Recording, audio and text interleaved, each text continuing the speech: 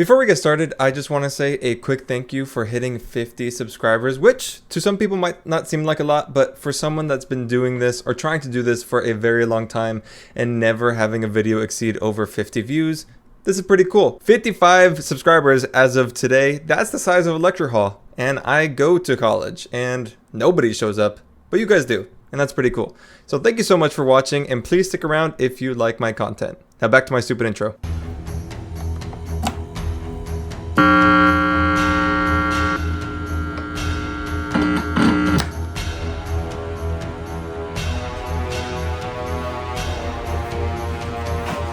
Hello, welcome back to Group Lesson.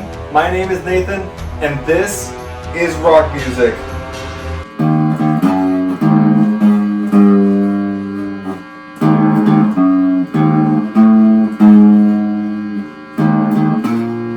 Rock music, a style of music that originated in the 60s, coming from the rock and roll movement of the 40s and 50s. This was a genre that pulled from many different African American genres like jazz, rhythm and blues, folk, and country. And now, it sounds like this. I'm the bad guy, I'm a savage, I'm obsessive, I'm dramatic, I'm a loner, I'm an addict. The main core of the sound of rock music usually comes from a bass, electric guitar, and drums to create the synchronous sound of rock. The Beatles were at the forefront of the rock movement, ushering in a new sound, placing more of an importance on structured albums rather than just releasing songs and seeing what happens.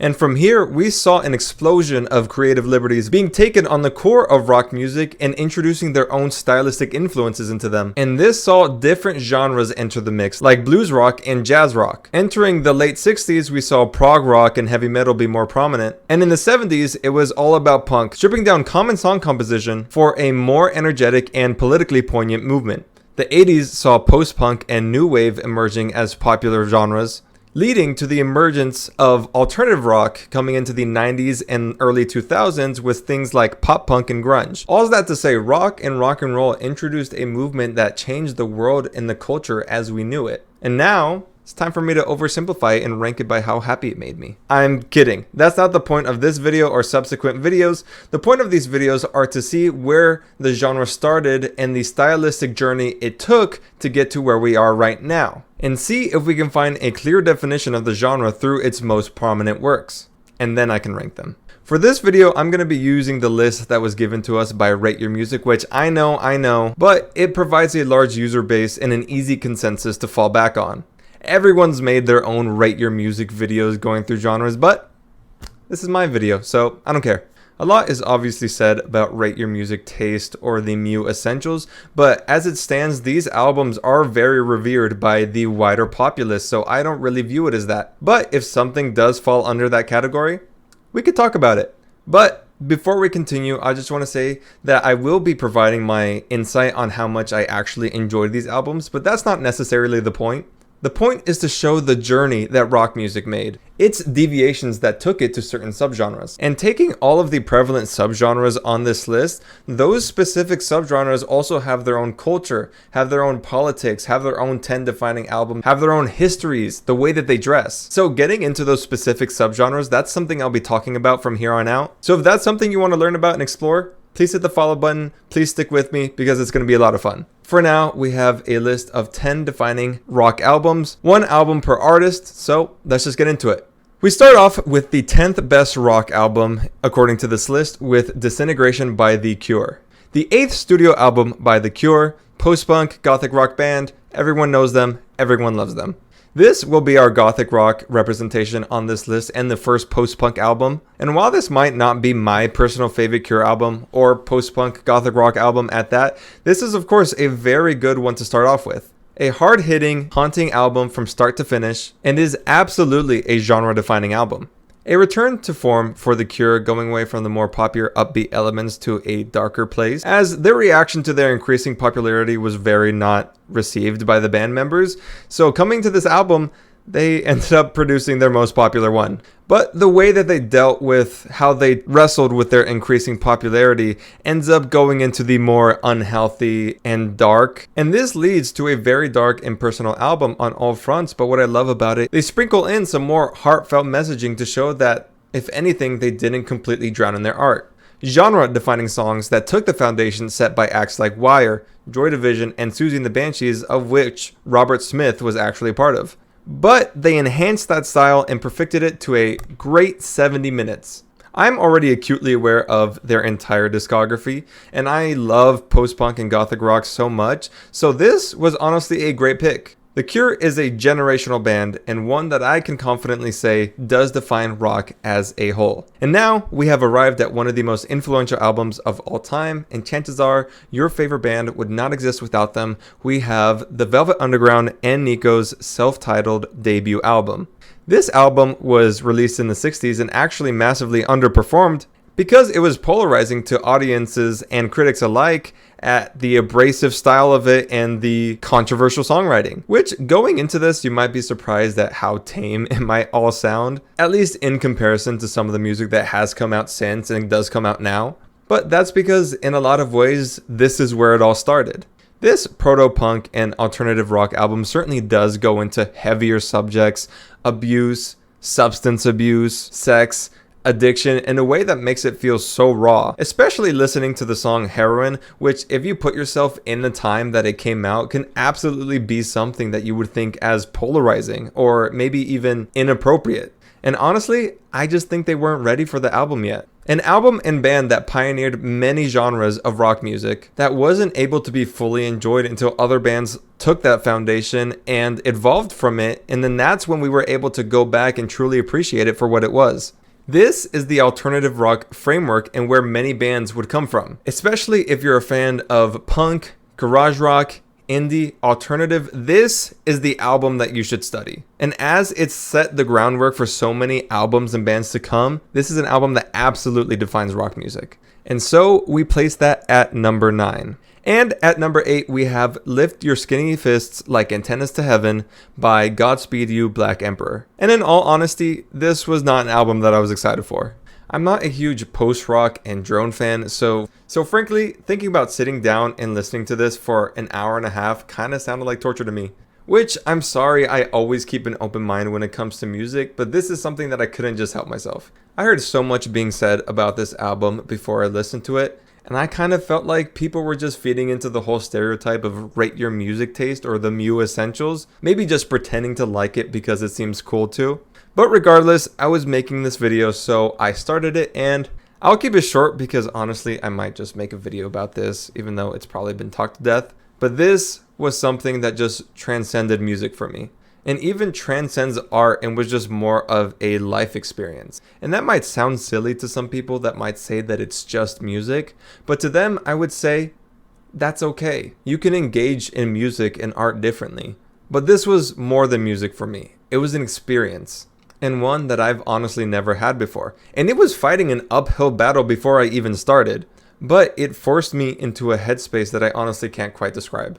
And it did it all with not a single person saying a word, just instruments, field recordings, and a whole lot of life. Please do yourself the pleasure of listening to this album. And if you listen to it and you didn't like it, you might not be ready for it yet. Come back in a couple years. But this gave me a feeling and emotion that I honestly don't think can ever be captured again. Was it just how I was feeling emotionally in the moment, or was it just what made me emotional? I don't know. But all I know is that it did what it did, and I loved it so much. And so as someone who's not a huge post-rock or drone fan, this was obviously very genre-defining for me, because it was perfect. Even sometimes just thinking about this album makes me emotional, and that's why it is at number 8. Bisexual aliens. This is what I needed. And now we move on to David Bowie's 1972 album Ziggy Stardust in the Spiders from Mars. With this glam rock opera, David Bowie takes us on an adventure from space to save Earth from impending doom, and that sounds awesome. I love a concept album, and having a concept like this in the 70s is just insane. It was so much fun delving into this album, hearing things like politics and sexuality being discussed like this 50 plus years ago. Because David Bowie was such a challenging artist for his time in the way that he presented himself and trailblazed a path for people like him. He was such a powerful figure, and it absolutely shines through in his music. It feels so sci-fi, so cinematic, and definitely operatic in tone. He created something insanely special with this. I really liked it, and though it's not exactly my thing, I'm able to see how influential this album and David Bowie is to the world of rock music. It definitely deserves to be on this list. Okay. Oh, hell yeah. Who are these weirdos? We land at Remain in Light by the Talking Heads at number 6. I hope so. 6, 5, 4, 3, 2, 1. Yes. I've been a passive Talking Heads fan for a bit, so going through this start to finish was so much fun. Blending a style of funk, post-punk, and Afrobeat with dance into one album works way better than it has any right to.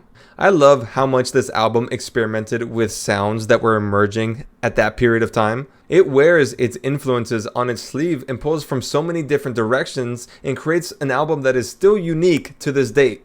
A trend that you will see through these albums is that they still stand tall as unique and forward-thinking albums even if they came out in this year.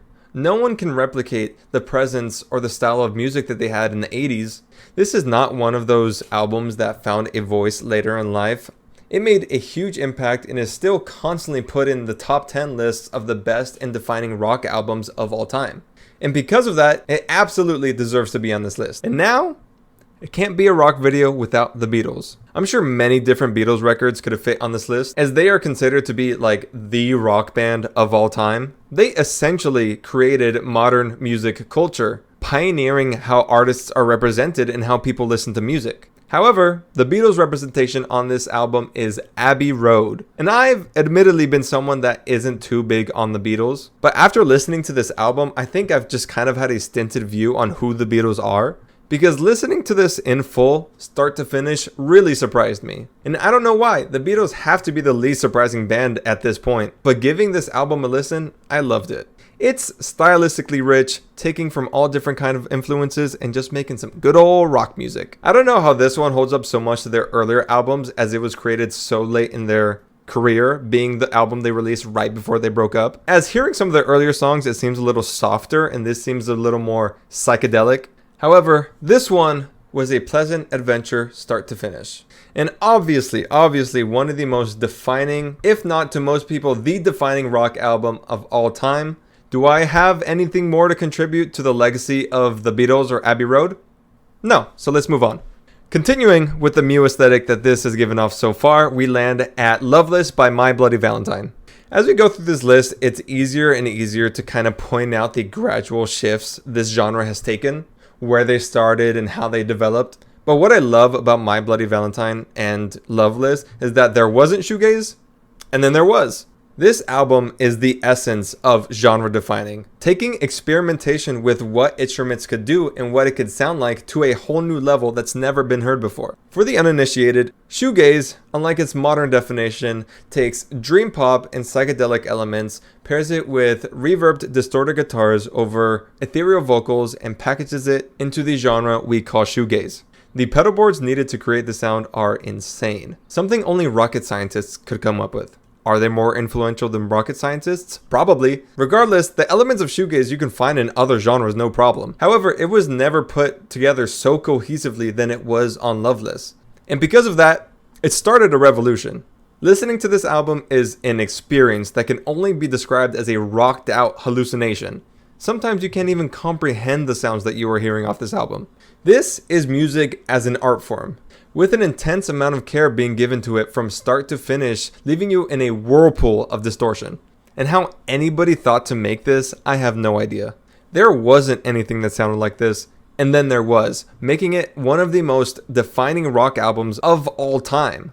Created something out of a few scraps, a lot of shoegazing, and a whole lot of experimentation. Certainly, genre defining. Now, with more Mew essentials, we have In the Court of the Crimson King by King Crimson. And while we will have another notable prog rock influence on this list, this is the first one to show up. During the prog movement of the 70s, they released their debut and most revered album with a freaking awesome cover. And listening to it, it just feels so ahead of its time. This is an interesting one to talk about, especially because of the album that immediately follows this one.